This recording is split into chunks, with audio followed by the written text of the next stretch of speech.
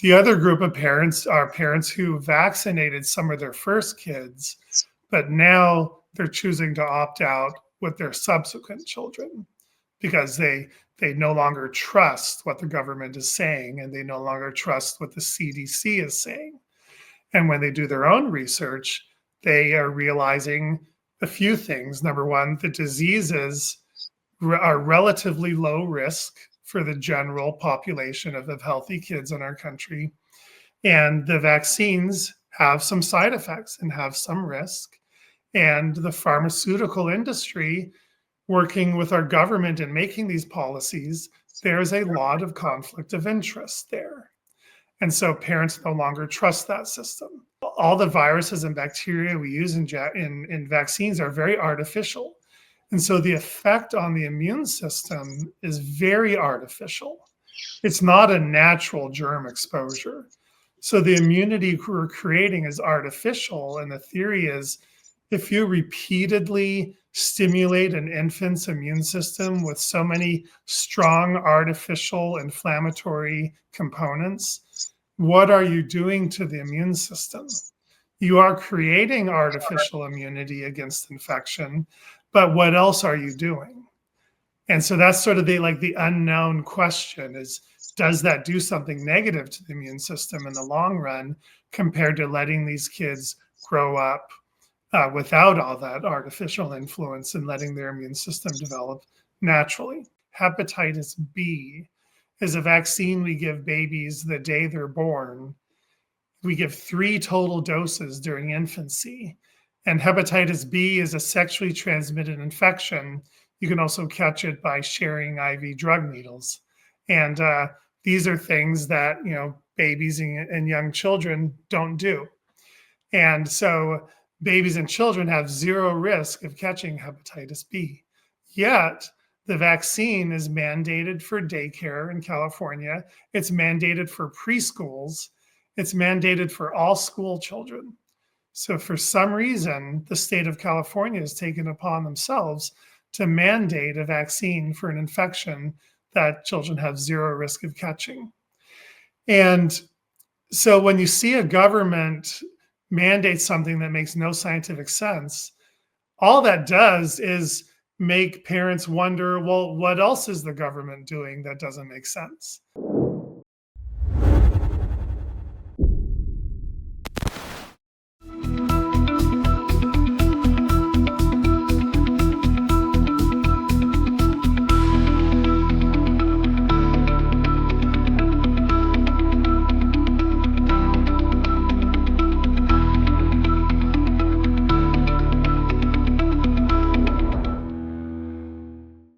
Hi, I'm Dr. Randy Bach, and I'm honored today to have with me Dr. Bob Sears. He's a pediatrician in Dana Point, California, and he's become the point man for vaccine skepticism, we'll call it. But he's more than that. He's a man who listens.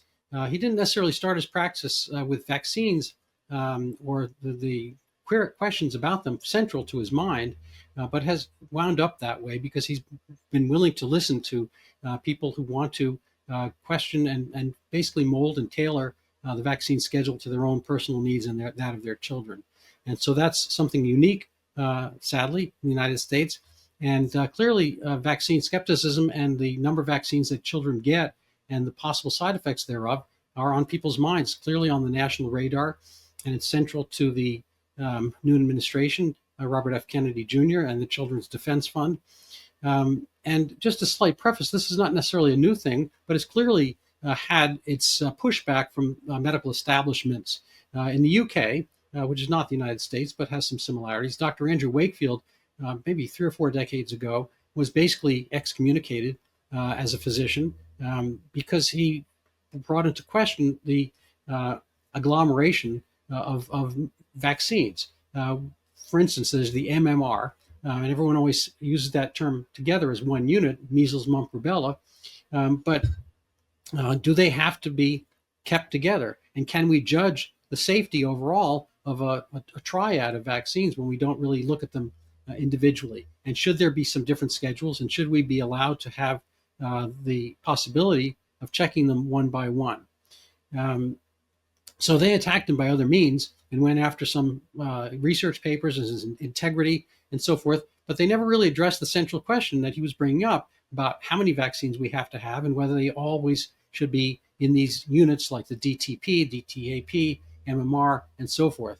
And so Dr. Sears has been working in a lot of different ways, not just in medical practice, but in bringing to the fore some sensibility and some ability for patients to kind of think back and look at the vaccine schedule and try to question their own pediatricians in this regard. So Dr. Sears, thank you so much for being on. I don't know if my introduction was adequate to your story, but maybe you can fill us in a little bit about your own path, your directions for patients in your own practice and nationwide. Yeah, Randy. Yeah, I would say it was accurate, and I think my journey started back in medical school at Georgetown University, and one of my professors there taught me. He was a family practice doctor, like yourself, I believe, and he taught me always take whatever a farmer rep tells you with a grain of salt, maybe a few grains of salt, and do your own research. He kind of opened my eyes to the fact that pharmaceutical industry reps have an agenda. When they come to our office or they come to try to teach us something, and that stuck with me. And so as I began my practice, I realized I'm not just going to take everything I learned for granted. I'm going to do my own research. And what I found interesting, Randy, about what you said is it's so fascinating that vaccines seem to be the only area of medicine that doctors are taught not to question. All right, we're taught to question everything, every new medication, every new treatment, every protocol. Show me the research, show me the science, show me how you came up with your policies scientifically, and then as a doctor, I will adopt those practices. But when it comes to vaccines, there's this interesting dynamic among all of us physicians that so many doctors out there feel like that topic is off limits. There's no reason to talk about it. It's almost this religious fervor that doctors just their knee-jerk reaction is, oh, well, we don't talk about that. Vaccines are fine. Yeah, let's talk about the entire, rest of the pharmaceutical industry and how they might, not be always following the science, or how they might be cutting corners or putting out products that are not always safe for everybody. But vaccines, we don't talk about it. And so I guess what I like to say to doctors, any doctors listening to this, is go back to your training as a doctor and think about the scientific method. And let's approach the question of vaccines scientifically as a medical community and as a research community instead of as a pharmaceutical community. Let's not approach them the way the pharmaceutical industry does. Let's approach them the way doctors are trained to. And that's how the conversation should start. And that's what I decided to do at the beginning. And then that basically directed my path. I would add, first of all, that I admire that. And I agree with that approach. We see during, for instance, climate discussions and things like that the science is settled. And obviously that's not the norm, because science is never settled. That's kind of in the nature of science, that it's a matter of some debate. First of all, there are two definitions of science. Science comes from the word basically for knowledge. And if you want to go back far enough, it has really similar, similarities to the word for scissors. It's a matter of cutting out the things that are incorrect. And so the science, kind of pervades certain of our words. We have, conscience and conscientiousness, omniscient is to know everything. There's this mindful aspect to it. But then, so it's clearly a body of knowledge, science. And the other part of science is in the practice of gaining that body of knowledge, which is basically trial and error. You have to run things up the flagpole and see who salutes, and whether, the flag was actually a flag, and whether it's actually there in the first place, whether, people are kind of doing comparison studies, rechecking, whether there are double-blinded studies, randomized controls.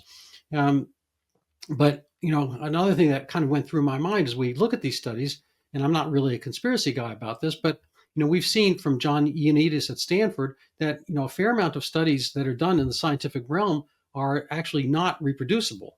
And I think it's a very low number, something like 50 to 60% of studies are reproducible. So a lot of things that come along as fact may not be that way.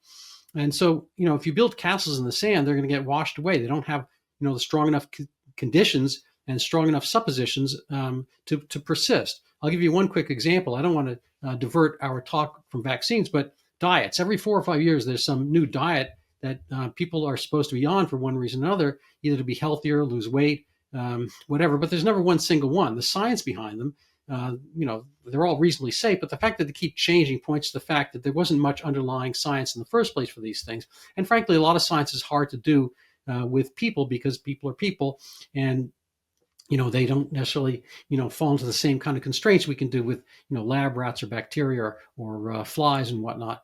And so I think you make a reasonable point about the sacrosanct sacred cow aspect of it, but cows themselves are not even sacred. They're sacred to the Hindus, but not the Pakistanis, and vice versa. I'm sure there are other things that the Pakistanis won't eat that the Hindus do. So all these things have to kind of do with ethos. Who you are, kind of, rather than the actual science of whether a cow is healthy or shellfish are healthy, different practices, kosher, not kosher, and so forth. So a lot of this stuff has been played out a little bit as an ethno-social aspect of what things are or not. So here's my question, basically as far as vaccines go, we have had them very much ingrained that there are things we have to do, and we have to kind of treat things a certain way here. But is it sacrosanct? The schedule keeps advancing here to more and more vaccines. But how do other populations, either within the United States as subsets, the Amish, the Orthodox Jews, and so forth, fare versus our populace? And how do other countries, which might have other vaccines and schedules and necessities and ethnic needs and whatnot, how do they fare versus our current vaccine schedule as far as health and side effects? Well, Randy, I have taken a good, thorough look at a lot of different countries' vaccine schedules, and more countries are adopting the American vaccine schedule. Some are more limited, but some are adopting our schedule, and their schedules are expanding. And so I haven't taken a look at the health of those countries. All right, I don't know how they're doing health-wise, although we do know it's kind of a fact that the United States is doing the worst in overall health for our children compared to most other modern day countries, right? Our childhood health rates are abysmal compared to other modern countries. We probably have the largest vaccine schedule of every country, possibly the largest, but our health is the worst, and our child's health should be the best, right? If vaccines are so good for us, are going to make us healthier. And so I see the world following the United States lead on vaccines, and we can discuss whether that's a good thing or a bad thing, but I would hope that countries would not just automatically follow what we're doing. If you have a country that's extremely healthy, such as, for example, I think the Norwegian countries, tend to be pretty high on the list of health outcomes. I would hope they do their own research and not let their pharmaceutical industries lead the way with vaccine policy, but let the science lead the way. Okay, so I get that. Let me ask you a separate question. First of all, the definition of anti-vax has changed over time. Wikipedia has also changed the definition of herd immunity and so forth during COVID. So anti-vax used to be somebody who was against all vaccines. And I think it's now, if you're against any particular vaccine, and specifically the COVID vaccines across the board, whether they were the right thing to be done. And even if you're pro-vaccine for the elderly for COVID, but against giving children the vaccine, you're still being called anti-vax, regardless of risk benefit. So, I'll just put it out there. People at times have called me anti-vaccine, and I've had certain videos taken down from YouTube and I was my whole channel was washed away by YouTube because I had Recep Levy on. Coincident with, well, a couple of months before the WHO said exactly what he said, which is that children shouldn't be getting the COVID vaccine at that point.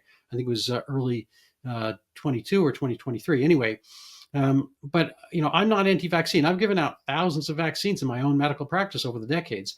I started over time not to see as many kids as I had been previously, and maybe in the 90s and whatnot, but in the 2000s and beyond, I didn't see as many children. So it was more of an adult-based practice, primary care. But I've given out lots and lots of flu shots, as well as taken dozens of flu shots myself. And actually, on a personal basis, I found that it was very economic for me in a sense, because I was running a primary care practice myself, a solo practice, and I needed not to get sick. And I found that the times, even when I was younger, and I didn't take the flu shot, I got, I was seeing, 5 or 7, 10 cases of influenza per day at certain times of the winter. And I was, kind of having a hard time making it to work, and I'd have to, replacement or whatever. And that was economic, bad news for my practice, and my patients and so forth didn't like it either. And they don't want to have a sick physician. So, I found it was useful for me to take the flu shot. I don't think they're perfect. I think I, kind of came up with a rule of 80. They're kind of 80% of the time effective, and maybe work for 80% of the people, and they cover maybe 80% of the symptoms you might have. So there's going to be some bleed through, and people can get sick if there's a different strain and whatnot, and you're, unlucky or whatever. So that's just, for me, kind of an anecdotal study of one person. And then, for this year, I'm getting older, as everybody is, I guess. But I made it, should I get a flu this year, a flu shot? And, I had not for a number of years during COVID, because everyone was staying indoors and the flu numbers were, disappeared, whether that was because COVID, was around and people were not getting the influenza, or because they were diagnosing COVID as, influenza as COVID. I don't really know. But, the point of fact, I was willing to get one, but I made sure that it wasn't an mRNA platform, because I don't think that one has been as adequately, seen over time, and it never passed phase 2 and phase 3 safety studies. So I avoided that, but I got my flu shot this year, because of the reasons I mentioned, that I, getting older, and I think it has worked for me on a personal basis. So, I don't think that makes me anti-vax. So, question I have for you is A, are you anti-vaccine? And B, what is the argument societally that we've heard trotted out during COVID repeatedly, that is where, we're not all vaccinated, none of us are safe? What is the societal bond? What's the social responsibility? As physicians, we're treating the individual, but I believe, unless you're Dr. Fauci, theoretically, the public health is sort of beyond our individual focus. But is there some kind of compact? And are people, who are not vaccinated for certain illnesses, let's say measles and whatnot, are they potentially free riders? Somewhat like we see in NATO. We pay the bills for NATO, and Belgium kind of hangs around, doesn't really pay a lot of its defense, and so forth, that while we're doing it. So are there some people that are going to be providing the bulwark of defense for certain illnesses, and other people benefiting by the absence of those illnesses that came about only through the vaccination? So, if the ratios got reversed, and say 90% didn't vaccinate and only 10% did for measles, would we see a recrudescence, a growth back of the illness? And how bad would that be? Right, and that's a great point of discussion. And so no, I am not against the vaccines. I give at least one dose of vaccination in my office every day. Where I live, vaccines are mandatory for school. And so I do have some patients that opt in for vaccines, and I'll put them through the vaccine schedule to attend school. I would also say the majority of my patients don't vaccinate, and they opt in for homeschooling instead. But the second part of your question, it's a very important aspect of the vaccine conversation that warrants a lot of discussion. And I would answer it in general that no, people who don't vaccinate, they pose no risk to disease rates or society as a whole.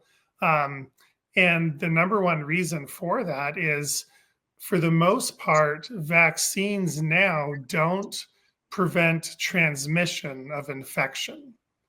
They don't prevent the person-to-person spread of infections. That's true for most vaccines. Now, there are a few exceptions. So let's start with those exceptions. Randy, measles vaccine, as you pointed out, as an example, measles, what would happen if everyone stopped vaccinating against measles? We would probably see measles return, all right, because that is one vaccine that probably does give people immunity from infection and reduces transmission to others. The drawback with the measles vaccine, however, Randy, is it's the vaccine with one of the worst lists of possible side effects. So there is considerable risk when you get an MMR vaccine, measles, mumps, rubella, because you can't get just a plain measles vaccine. And unfortunately, the mumps part of the vaccine barely works. And the rubella part of that vaccine, we don't need anymore because we don't have rubella. But the measles vaccine, you could argue it is helping to keep measles at bay in our society. All right. But as a whole general vaccine conversation, when you look at its entirety, most vaccines don't prevent the risk, don't prevent the spread of a disease. So I feel like you can't argue that everyone needs to follow the entire CDC schedule for the good of everyone else. And let me point out that the vaccines we know don't prevent transmission and don't prevent the spread of infection. We know polio vaccine does not prevent the spread. We know whooping cough vaccine does not reduce transmission. We don't think the flu shot reduces transmission. It probably makes you feel a little less ill, like you found in your anecdotal one person experience. And the same is true for COVID vaccine. That probably does not reduce transmission either. And other vaccines like diphtheria vaccine never reduce transmission. Tetanus vaccine. What else? I mean, you have a whole host of vaccines. You can take them one by one. The chickenpox vaccine probably does not reduce transmission, but that's a little less certain. So there's a lot of cases you could use, Randy, to say that vaccines should never be mandated because most of them don't reduce transmission, nor should we look down on people who choose to opt out of vaccines. They're not hurting society, and they're not increasing the spread of infection. Any disease that we still do see is mainly because that vaccine doesn't reduce transmission, or the disease was totally eradicated, like polio in most countries, so we don't need a vaccine that prevents transmission anymore. When you look at a disease like measles, the number one reason we still see measles outbreaks is because adults have no immunity. All the vaccines that adults got as children, those measles vaccines have worn off. So most adults are susceptible to measles. So even if some kids opt out of a measles vaccine and say those kids are part of an outbreak, so you could argue those unvaccinated kids are helping to spread measles. But the truth is, it's mainly the adults that have no immunity. That's the reservoir for measles infection, where we're seeing it spread around in very small outbreaks, as well as some unvaccinated children. So we can't really ever rid the world of measles like we have mostly rid the world of polio, because the measles vaccine just wears off. So we're always going to have these susceptible adults. So it's a bottom line to me is you can't use that argument to mandate vaccines, because most vaccines don't work that way. All right. And I had another point to that just slipped my mind, Randy. So maybe I'll jump back in with it. Yeah. Probably the number one reason we've seen a lot of these old diseases eradicated is good hygiene, good sanitation, better nutrition, cleaner living. And people really think that vaccines have saved our world from all these infections. But the truth is, it's sanitation and hygiene. and healthy living, and other advances in medicine and advanced, medical care where we can, treat people when they get severely ill. That's what has primarily saved us from these old-fashioned infections. And then in some cases, vaccines have also played some role in that process as well. So I don't think we'll ever see a return to these diseases becoming scourges and killing everyone left and right, these diseases we vaccinate against, because we have modern medicine. And we're all, more hardy and able to withstand these infections much better now and treat them better now than we could 50 years ago and 100 years ago. So we won't ever return to what people might call the dark ages of medicine, even if we decide to take some vaccines off the market, or we decide to not keep vaccinating against a certain infection. We won't return to the dark ages for those reasons. I think that's an excellent point. I would put both an addendum and a caveat. It also has to do with population density.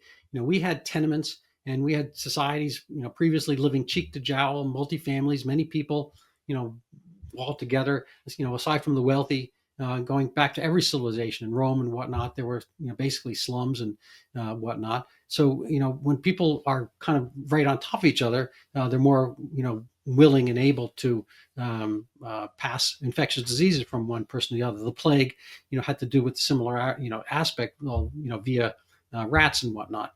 But currently, we have more space per human, than ever before. And clearly, in the United States, we have it more than other places on Earth for the most part. I think it's almost double what we have in Europe. I think even Alabama is the poorest state in the United States, has a higher square foot per person living space than the wealthiest countries in Europe. So we have more space, bigger houses. We have obviously better treatment and whatnot. We're not living, as close together. And, certain places we are, but perhaps New York City, which was unfortunately the epicenter for COVID, and I think gave us the worst possible results. If it started in, I don't know, Omaha or Kalamazoo or something like that, we would not have had the overreaction we had to COVID. But anyway, that's not to say that things can't decay in terms of density and whatnot in certain places. After these fires in California and the issues in North Carolina and the East Coast over the massive flooding and whatnot, kind of opposite, one's fire and one's flood. But, people can all of a sudden group together. And, after wars like in Ukraine and Syria and whatnot, and after World War II, we see outbreaks of different illnesses. Those are historically, cholera and whatnot. But as far as, vaccine illness, things that happen, a lot of these illnesses after war happen because they don't have good hygiene, they don't have clean water, they're recycling stuff they shouldn't, and their illnesses pass from place to place and person to person. Plus, they might not be as healthy to begin with. And, it's kind of a sad episode, but during the Nazi concentration camps, there were all kinds of illnesses spreading through the camps because people were so weak. They had physical debility, and they got, basically even sicker as a result of the things that you get when you're already weak. So they got typhus and cholera and typhoid as well, tuberculosis. And, those things are not really kind of in our vaccine schedule anyway, but those illnesses can happen during bad conditions. The converse, of course, is that good conditions are somewhat preventive towards that. There are some additional points that you make that I think are covered in the book, Turtles All the Way Down. Some of these things just coincided. Some of the decreases in illness frequency coincided with vaccines, but a lot of times the disease decrease preceded the vaccines. That is to say, measles was already going down before the measles vaccine. Polio was already going down before the polio vaccine. I don't know, to what extent that is. And I think people haven't really researched it because, the things that happened to Andrew Wakefield, as we mentioned above. So I want to, basically drill down a little bit more on the actual vaccine schedule so we can have, practical advice for people. And I'd also like to talk about this question about the schools mandating vaccines. That is, you don't basically get into school, like the, Jerry Seinfeld's soup Nazi, no soup for you, no school for you. And how will people survive structurally, if they, can't get to use, basically something they have their taxes pay for in the schools. So I imagine that people are, literally or religiously kind of figuratively devoted to the concept, and they, the people who kind of abjure public school and willing to do homeschooling or religious school, they have kind of more, devotion and moral and physical strength to go through this. And, as we were talking about before, the Amish, they had a lot of focus on this aspect in the last election, might have in some ways turned Pennsylvania, which wound up turning the election as a whole. They don't want society impinging upon them. And the homeschool ethos is kind of part of what they do. I mean, in a sense, Orthodox Jews, the Hasidic, and in upstate New York, and the Amish, they have their own schooling, they have their own credo, and are they much less healthy for this? Steve Kirsch has been talking about the absence of autism in these populations. I'm not sure it's cause and effect per se. That is, no vaccines, no autism. I think there are a lot of other societal aspects where they might have, better care for their kids, paying more close attention. The parents are at home, they're not getting into all other kinds of mischief, and they're not necessarily getting diagnosed the same way. They don't have as many, no offense, but you're a pediatrician, but they may not have as many pediatricians per square foot in the Amish, most likely they don't, as we do in other societies. And is that a good or bad thing? Anyway, just to kind of get to the point, what would be Dr. Bob Sears' kind of vaccine schedule 2.0 for the current healthy kids and families who want to go to school, but necessarily have to do some accommodation to the school authorities and public health boards to get in? That's a great question, Randy. In my earlier writings, I did have a suggested vaccine schedule where I basically highlighted the vaccines that would prevent the most serious infections, the infections that you don't want your baby to catch. For example, meningitis. No one wants to catch meningitis. Infants can be severely harmed or even die from meningitis. And so that used to be a vaccine I used to highlight as possibly important. And we looked at whooping cough can be bad for young babies, and even rotavirus is intestinal infection. Occasionally, a baby would pass away from severe dehydration from rotavirus. I used to highlight these vaccines as somewhat more important for babies. All right. Now, fortunately, I think that the converse of that piece of advice I used to give is the severe cases of those infections are extremely rare. The numbers of children that catch those infections and are severely harmed from those infections is very, very, very low, fortunately, Randy. And if kids were dying left and right of these diseases, that would be a serious problem. Thank God they're not.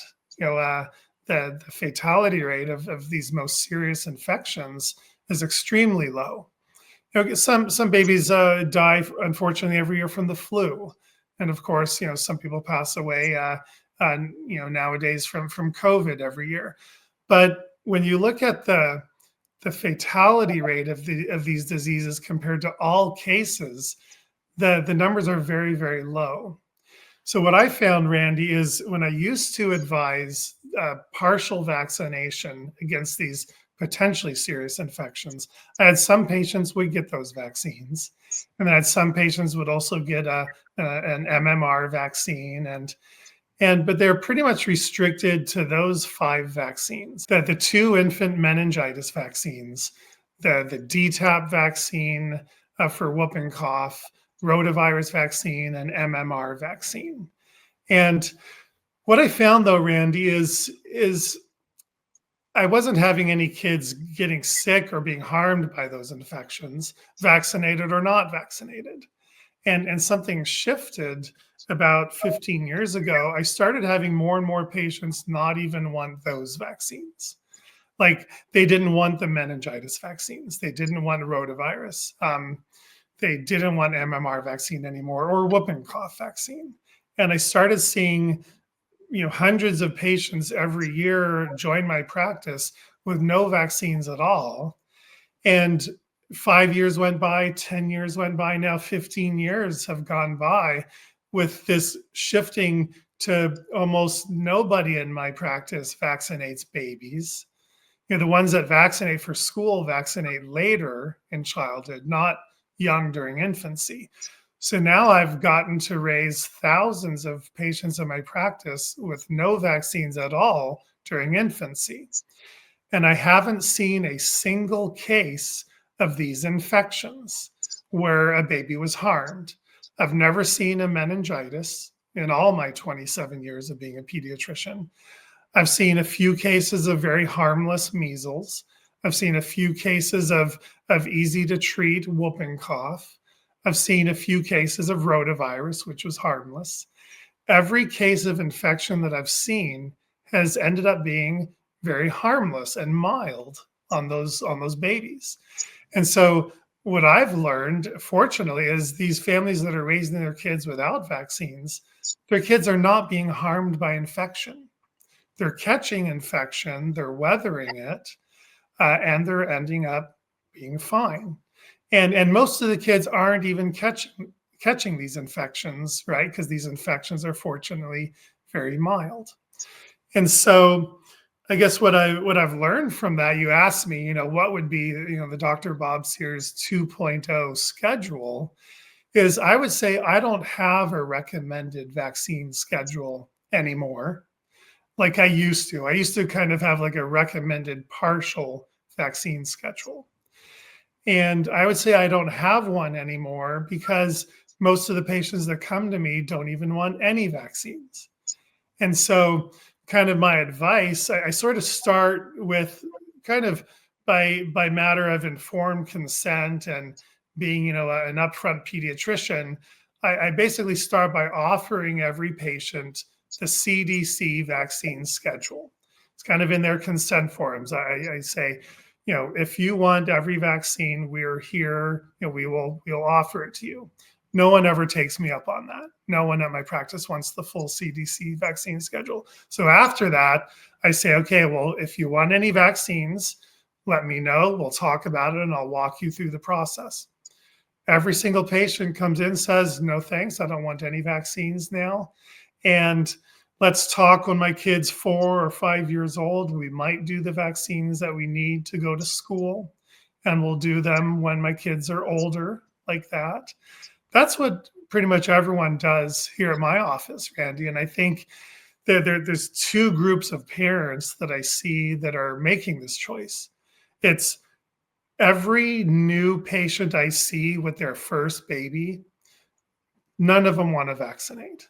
I feel like every new parent, so many new parents now, we call them, post-COVID families that whose eyes and minds have been opened to how our country does medicine and how our government and the pharmaceutical industry make medical policy and vaccine policy. Every new parent is now questioning it. So I feel like we're going to see many new parents opting out of vaccines for their new babies. The other group of parents are parents who vaccinated some of their first kids, but now they're choosing to opt out with their subsequent children because they no longer trust what the government is saying and they no longer trust what the CDC is saying. And when they do their own research, they are realizing a few things. Number one, the diseases are relatively low risk for the general population of healthy kids in our country. And the vaccines have some side effects and have some risk. And the pharmaceutical industry, working with our government and making these policies, there's a lot of conflict of interest there. And so parents no longer trust that system. So now they're trying to make their own choices. They come to me and ask for advice. They read books. They do their own research, and they no longer automatically, do what the doctor orders, right? And I think that's the new generation of parents. So two questions arise. The first would be, you were talking about some of the illnesses that pop up. So, those are things that happen, kids that get sick. Well, okay, maybe three questions. I'm older than you, and we had chicken pox parties. We had measles parties. We had German measles parties. And I don't think I was vaccinated for any of those things, but I went to the parties, and I presume I got the illnesses. I don't know. I was young, but I survived somehow. Um, but obviously I survived as this. Anyway, just joking. But can we go back? Should we have had COVID parties? Basically measles parties once again. Are there kids in your practice who have done that so they can kind of just get it out of the way and avoid, having to take the vaccines? Because, I frankly think it's good for girls, either by vaccine or by exposure before puberty, before childbirth specifically, to have had German measles, rubella, because there is a thing, rubella syndrome. And if you are naive to rubella and you become pregnant and get rubella during the first trimester, you can have rubella syndrome, which is, kind of potential neurologic malformations and issues, deafness and whatnot.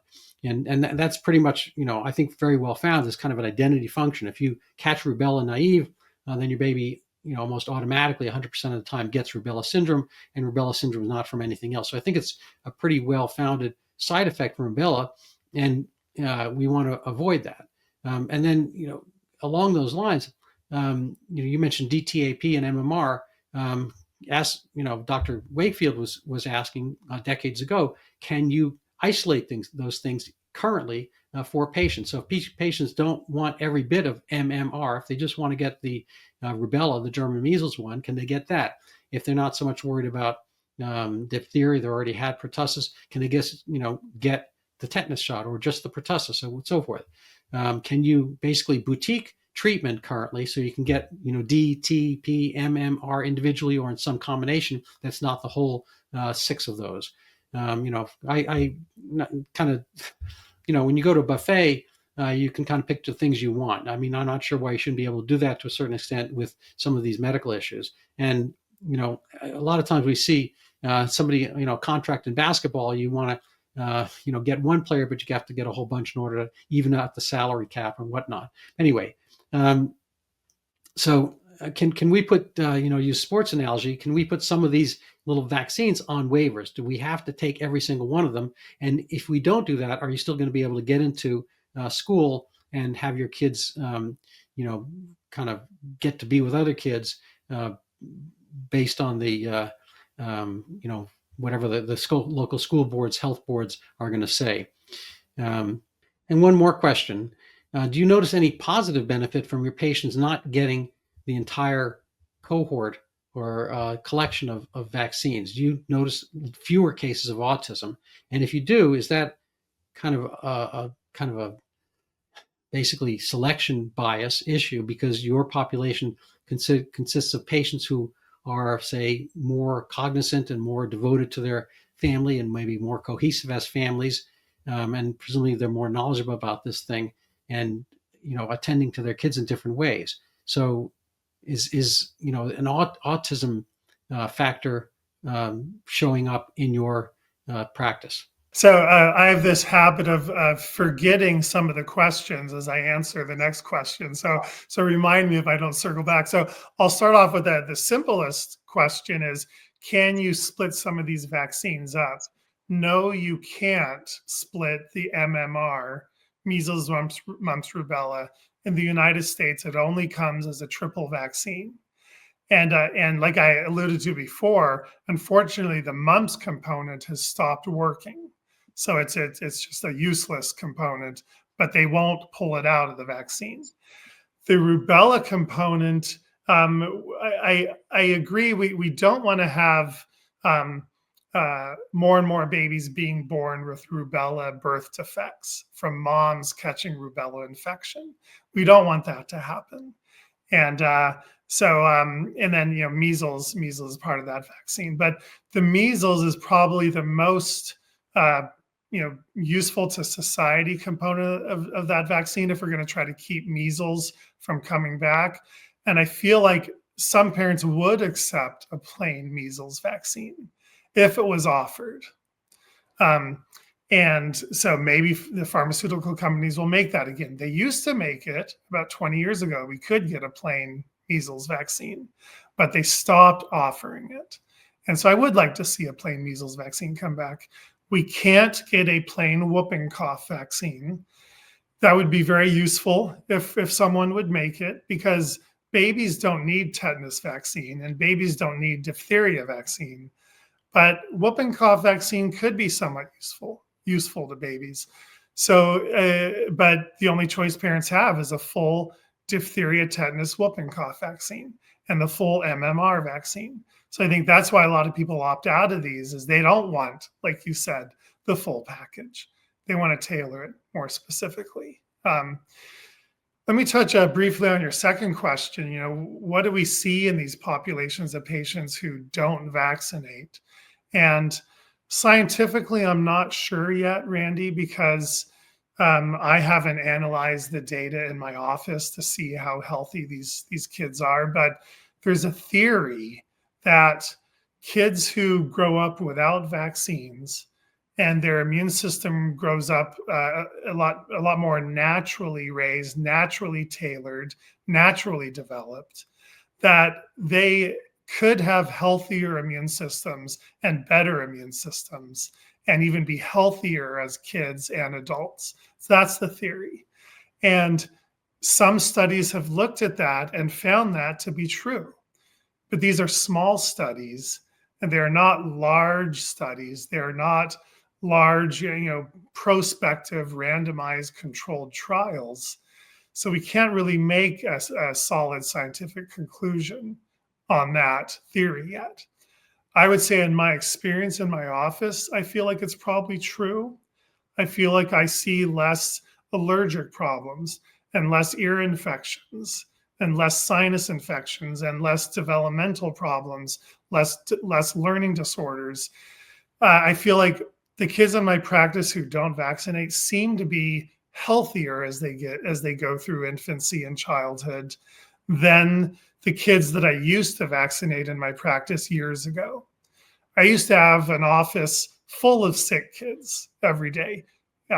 All the common childhood illnesses, everyone getting sick left and right with ear infections and pneumonia and sinus infections and eczema and asthma and food allergies and chronic diarrhea and intestinal problems. Used to see all kinds of stuff.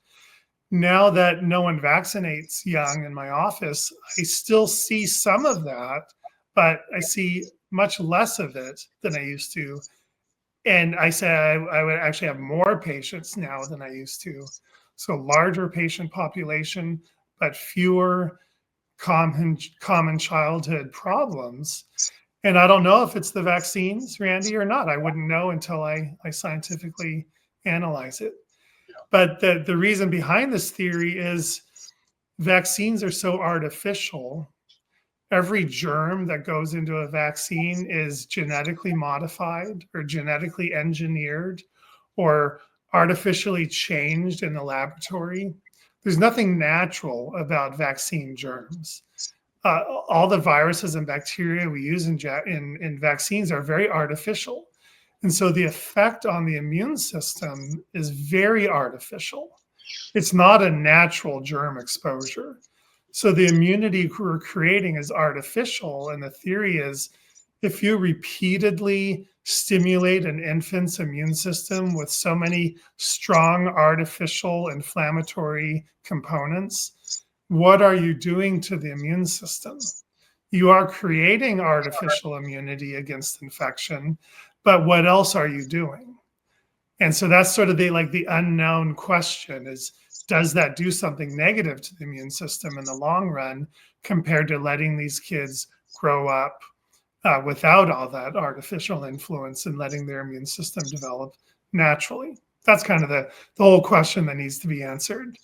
And I will add, I do happen to remember your third question, and this discussion kind of leads into that third question is, you asked, should we be having measles parties? Should we be having chickenpox parties? And should we have had COVID parties? And I mean, I'm not going to say that we should necessarily have parties, for these infections, Randy, because I think I'm going to let each parent make that decision for themselves. But the bigger question is, were we better off letting all these kids catch all these infections during childhood, letting everyone catch chickenpox, letting everyone have measles and rubella, letting some people have mumps, and should we let everyone catch the flu and catch COVID? And should everyone catch these infections? Or should we be trying to eliminate these infections from our world? That's kind of the question. And I got to say, Randy, I don't know the answer to that. I'd say I think it's probably smarter and bigger minds than mine, I think, are the people that need to answer these questions. On the one hand, when you catch all these infections as a child, they give you some benefits. Some of these infections help protect you from cancer. They help you protect you from autoimmune disease. Catching some of these infections gives you a healthier immune system as you get older. Plus, you then have lifetime immunity, so you don't catch these infections as an adult, where these problems can be more severe. And the case in point is rubella, as you pointed out. If everyone catches rubella as a child when the infection is harmless, then you grow up immune, then as a pregnant mom, you're not going to catch rubella and have your baby born with birth defects, right? That's kind of how, I guess, how the nature intended, or how the natural process was intended, for kids to catch these things while they're young and the infection is harmless, so you don't get harmed as an adult. And that's sort of the natural process. I think the drawback to that, though, Randy, is occasionally a child will die from an infection, which is tragic, of course, when anyone dies of infection. And when we let measles go through our whole society, about 1 in 10,000 children suffered a fatal infection from measles. And now we know that vitamin A deficiency and malnutrition play a role in your risk of fatality from measles. So now we know if everyone's well nourished and no one's deficient in vitamin A, we should be able to weather measles much better. We might not see that 1 in 10,000 fatality risk, but there's always going to be that occasional outlying fatality. One kid's going to die of measles, one kid's going to die of chickenpox, someone's going to die of COVID and the flu, and whooping cough and rarely mumps and rotavirus. When all these things go through a society, you could argue that's good for almost everybody, because everyone's going to have a healthier immune system and be healthier as kids and adults as they get older. But occasionally someone has to kind of pay that price. So what's better? We vaccinate everyone and have the occasional child pay the severe price of a terrible vaccine reaction and a severe side effect, so we get rid of these diseases so no one dies of disease. But then is everyone less healthy as when they become adults, because we've bombarded their immune system with all this artificial stuff? Or do we take the natural route and we weather disease, and occasionally someone dies of disease, but then is everyone healthier having lived through that? These are great discussions, Randy, and I don't know the answer. Our medical community has kind of taken that decision away from parents and have made these medical policies of opting in for getting rid of infection. And I think that kind of by default, they then have to go with the narrative that vaccines are perfectly safe and vaccines don't hurt anybody, and they're 100% safe and effective for everybody, so that everyone jumps on board with that policy. But now that we know that's not true, vaccines are not 100% harmless for everybody. Now the parents know that, more and more parents are opting to raise their kids naturally the other way. So now we have this clash in our society, and where is this going to go? And is there room for us to kind of coexist and have a big segment of our society not vaccinate, living right alongside and loving and being friends with and going to school with people who do vaccinate? Do we need to separate as societies, or can we just all live together, embracing our differences and having two different mindsets? I would say yes, we can. And as a society, we do need to accept that. And I hope that I think with our new administration, we're hopefully going to see the government take a a more lenient view of families that raise their kids naturally, and not ostracize them and not kick them out of school and kick them out of their jobs and kick them out of the military, and allow this natural segment of society to have equal rights. So yeah, it's a long discussion there, Randy. But you started it with 3 very good questions. I tend to roll that way. I apologize, but I think you're making some excellent points there. We're going to have to basically spend some time and listen and re-listen to what you said. But I think the major answer to most of the scientific questions is, well, it depends whatever the question is, but I know what the answer is not. It's not shut up. So when shut up is the answer to your questions, that's not an answer. As a kid, when I say, what's up in the cabinet there, they're like, no, go away, stop, shut up. Only leads to more curiosity what's inside. Why are people defensive about letting somebody see what's ever, happen to be in there if they're proud of it?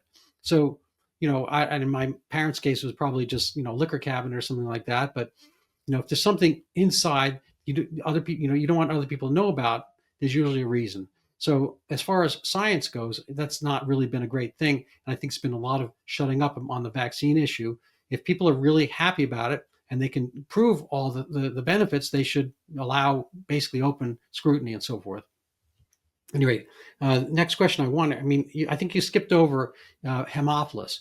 And I'm not sure whether that's one of the ones we could pair or cut down from the schedule. And there's also hepatitis A, hepatitis B, and the fact that we're giving kids hepatitis B at birth. I mean, my wife and I, we had kids and they're adults now, but as toddlers and infants, they weren't running around doing hepatitis B type risky behavior. They weren't sexually active. They weren't shooting up. They weren't, sharing needles with other toddlers. How much real necessity is there for a baby to get a hepatitis B vaccine?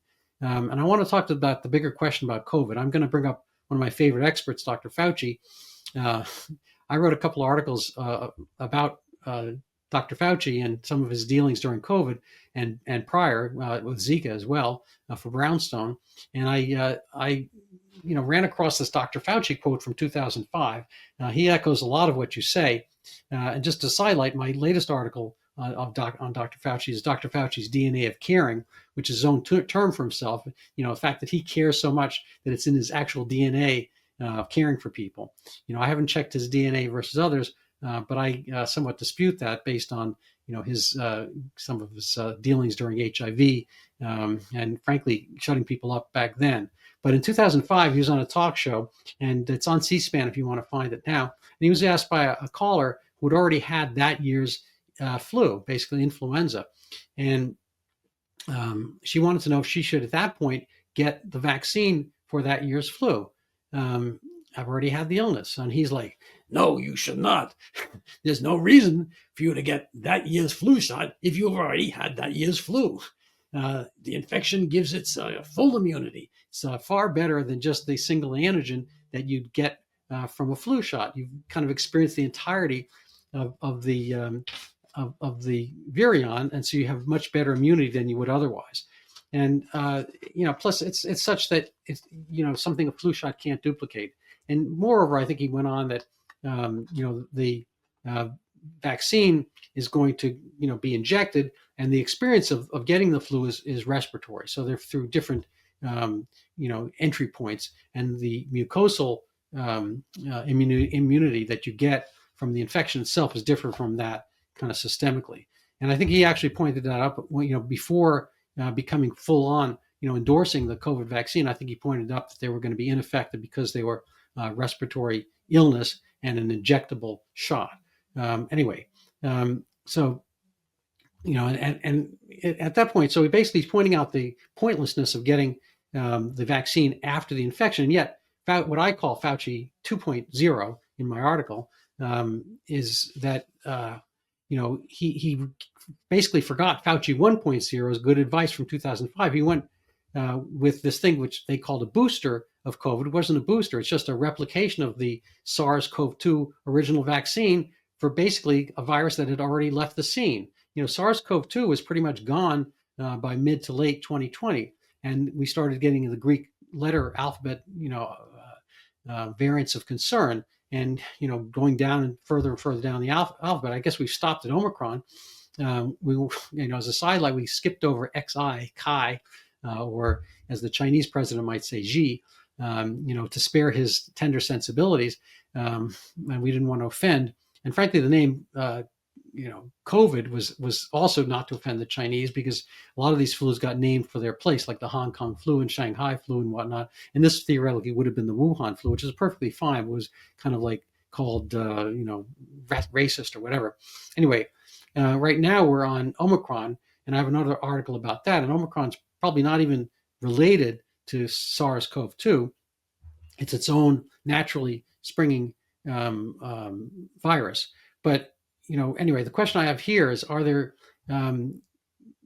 basically vaccines you would cut out, and specifically for COVID, what were the issues and problems you had during the COVID era where things were very draconian? Did you rub up against the medical boards or any authorities for having, the audacity not to push the COVID vaccines? And would you give them for children now, and should they be mandated in general? Right. Well, I certainly don't push the COVID vaccine now. None of my patients want it.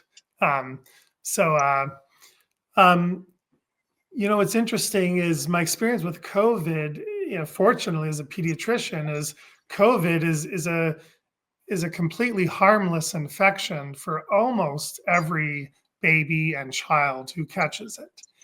Even during the first parts of the pandemic, almost every pediatric case was harmless.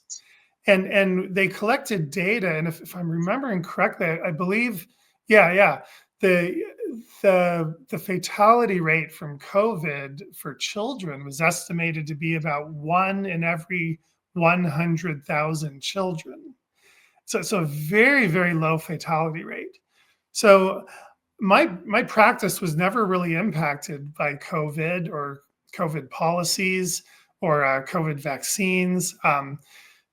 For kids who caught COVID, I didn't really have to do anything for them. I say one interesting impact in California was the California government made it illegal for doctors to recommend ivermectin or recommend hydroxychloroquine or even recommend vitamins.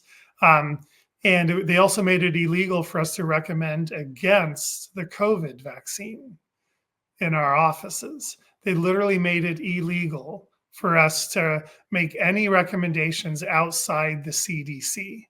And that law lasted a year. And so, and then a subsequent law nullified that ridiculous law. But us doctors here in California, we spent a year living in a little bit of a fear from our medical board and the state of California. And I kind of, because COVID was so harmless in children, I didn't even have to have those discussions with patients.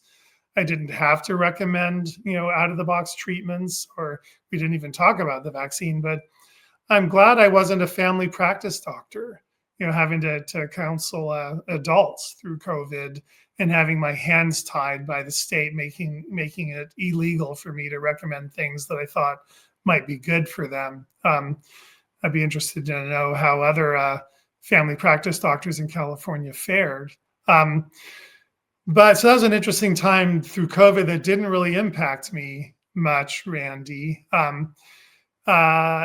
You alluded to, what vaccines are not necessary. What vaccines could we take out of the schedule? And that's a very long discussion, Randy, but I would start with what you said. Hepatitis B is a vaccine we give babies the day they're born. We give 3 total doses during infancy.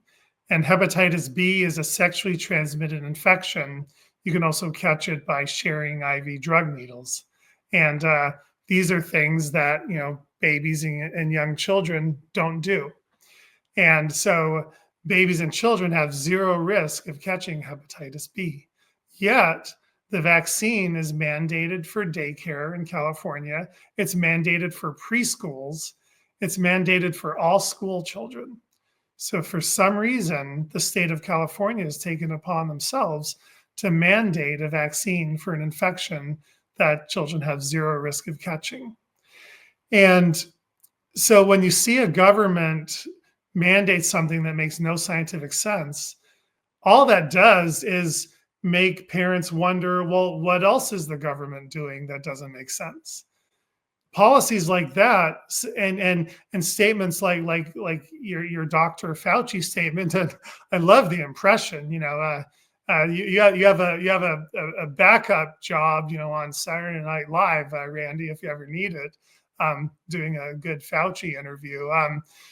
When the governments, when people see our government making these nonsense policies, and especially mandating things that make no scientific sense or that go against what they said 10 years ago, people are going to stop listening to you. They're going to stop listening to the government. And that's basically pushed people into not vaccinating because our government has made some ridiculous policies.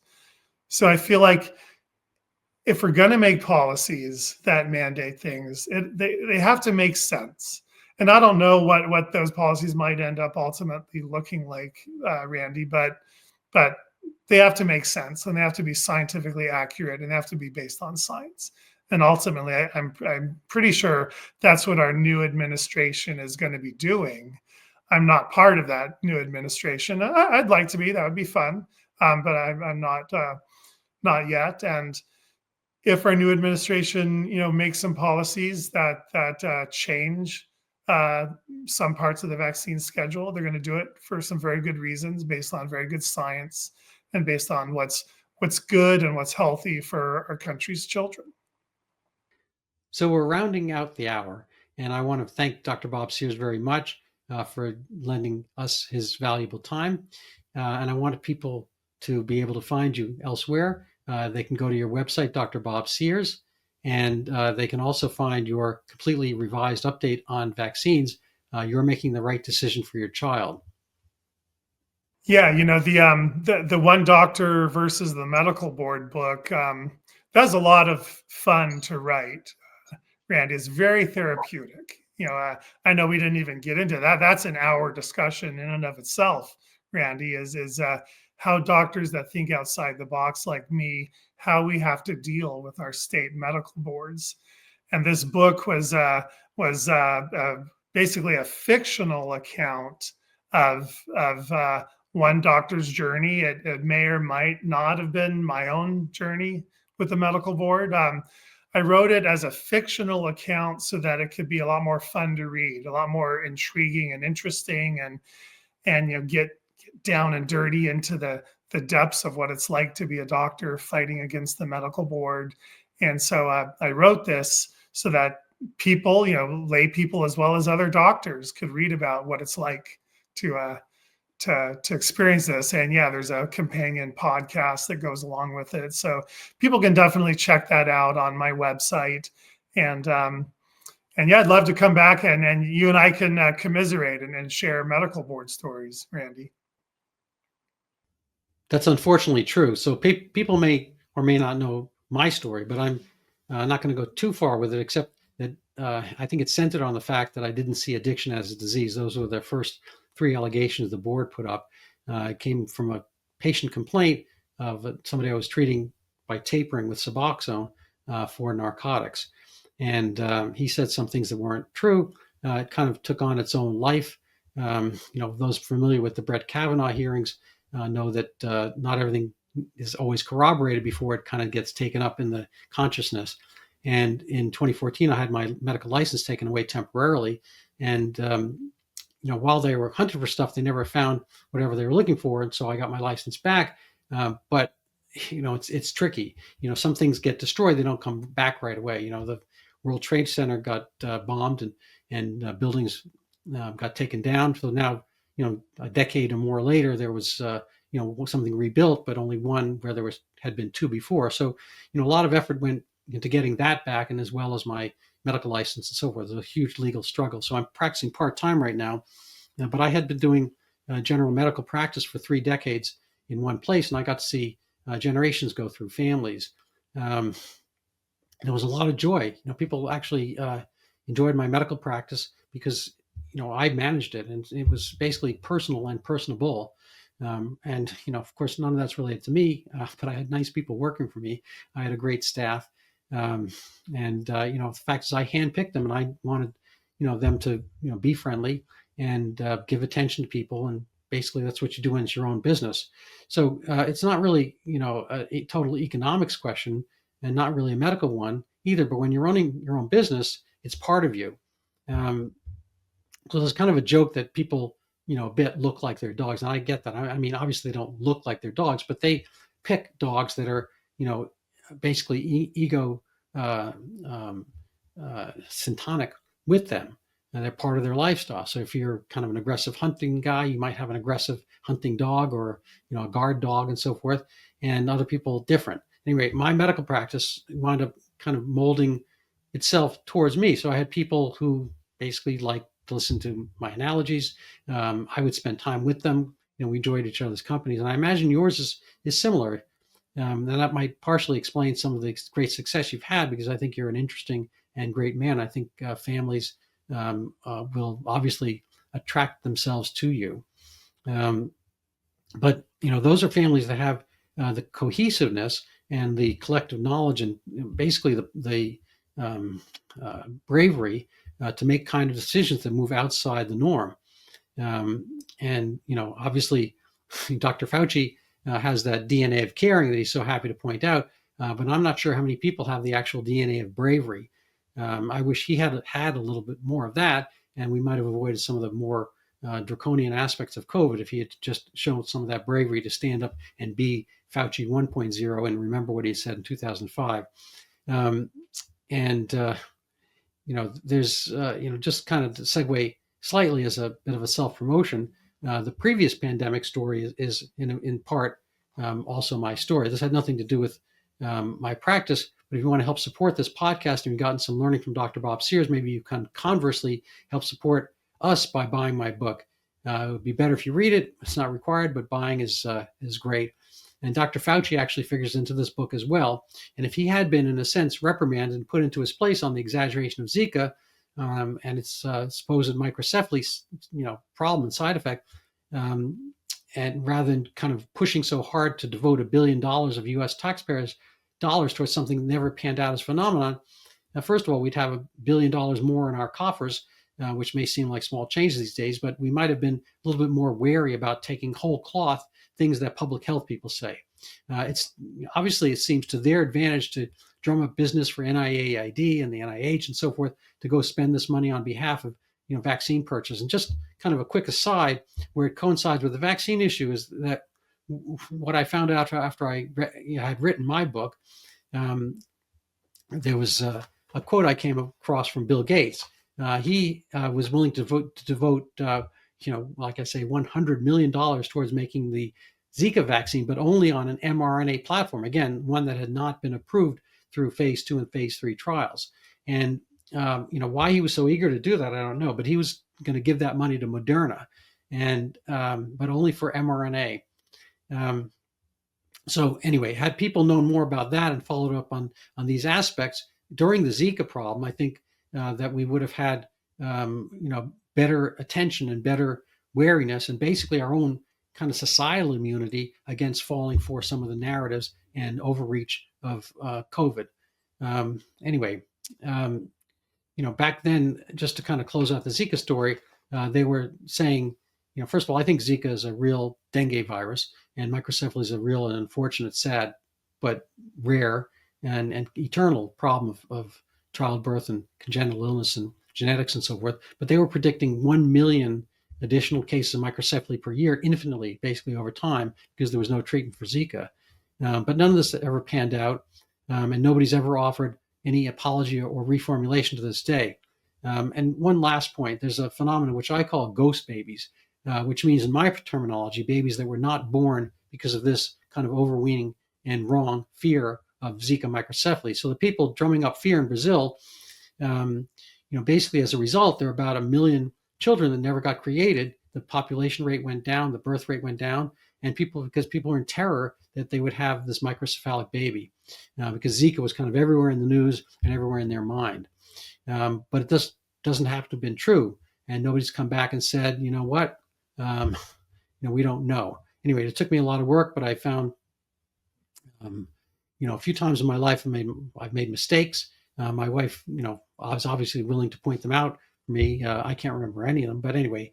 But the important thing after a mistake is say, you know what, I'm sorry, I was wrong.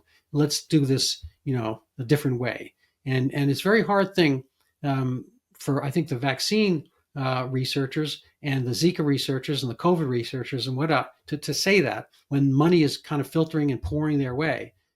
Just as a side note, I've contacted nearly 1,000 scientific researchers associated with Zika studies. I pulled their email addresses from the articles, and I sent emails to each and every one of them, and pretty much zero of them ever responded back during these years that Zika microcephaly disappeared.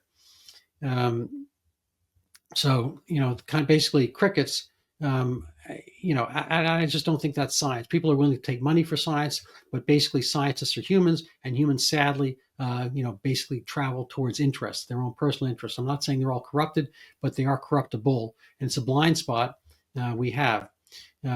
So, in commerce, if you basically make a bad shoe or bad, I don't know, quesadilla in the restaurant, the money gets back and you figure out the process and you try to, make it better and work it out. But in public health, they didn't do that. They haven't done that. They never retract, they never retrench, they never reformulate, they never apologize. And I think if they could do that, we'd be in a better world. And I guess the point of my Zika story is that we would have learned from that, and we wouldn't have not necessarily had this bad COVID experience. And hopefully from COVID, we won't be falling like Lucy, like Charlie Brown with the football, and Lucy pulls it away over and over again for the avian flu and whatnot. Someday there might be a bad enough one to be concerned about, but unfortunately, they've basically, kind of cried wolf so many times that it's tried our patience. Right. Yeah, I agree. So thank you so much, Dr. Bob Sears, for being here. I very much appreciate your time. I recommend people follow you at drbobsears.com. So my webpage is randybach.com. Just spell my name right. Thank you so much. And follow Dr. Bob Sears, buy his book, help him out. And if you're in Dana Point, California, or maybe not, knock on the door and thank him. So thanks so much, Bob. I appreciate your coming on. Thanks, Randy.